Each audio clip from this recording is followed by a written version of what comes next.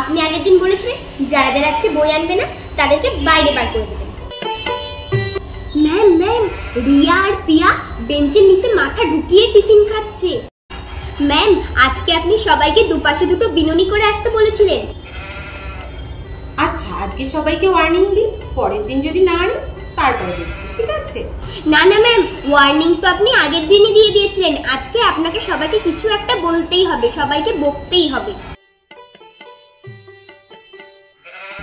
Ma'am ma'am, আজকে আপনি সবার খাতা চেক করবেন বলেছিলেন, আর যারা যারা খাতা আনেনি তাদেরকে গার্জেন কল করবেন বলেছিলেন।